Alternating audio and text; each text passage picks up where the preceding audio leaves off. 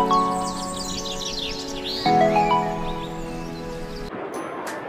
day, I am Shala Tamali. In this video, I will be presenting the instructional materials I made.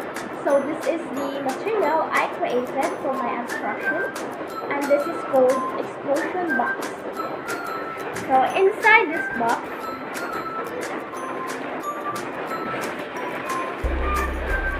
this is what it looked like when I opened the box. So my topic is about figures of speech that shows comparison. As you can see here, there are only 3 types of figures of speech that shows comparison, which are simile, metaphor, and personification. So in the top, I wrote a question about what is figures of speech. Of course, knowing the definition of figures of speech is important before proceeding to its type. There is an arrow here, you can pull it to reveal the meaning and also to reveal the example. Same goes in here and in here. And I only reveal the main terms in this explosion box because its meaning are hidden for purpose. I also prepared a cartolina where I wrote the lines in the poem that show comparison. The purpose of this line is to introduce the topic and to help students gain knowledge about the topic. At this moment, I will be presenting the usage of my instructional materials. So before I am going to discuss the 3 types of figurative speech, I will be presenting first this cartolina wherein the students are asked with different questions as a way of introducing each types of figurative speech. For instance, here are the lines in the first poem. These lines are pertaining to simile. I will be asking the students with some questions regarding with this line, such as, is there a comparison seen in the lines? Or is there a word used to compare 2 different objects? Then what do you call this line in the poem?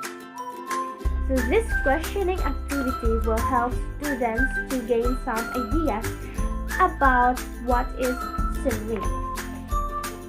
Moving on, and so if the students will figure it out that these lines are pertaining to simile or expressing simile, then it's time for me to use this explosion box. Before revealing the definition of simile, first I am going to ask students about their prior understanding or what have they already know about simile.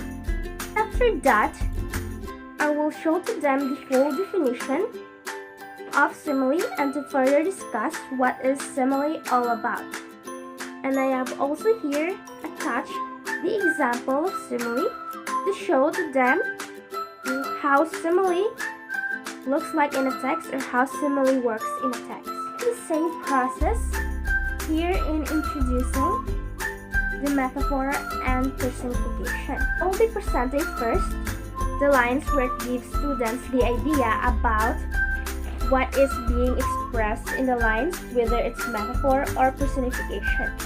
After the students will figure it out that those lines are expressing whether metaphor or personification, and before revealing to the students the full definition of metaphor and personification and their example,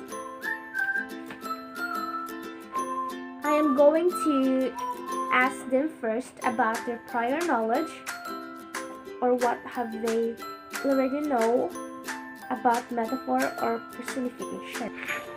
And that is all the flow of using this instructional materials. Thank you.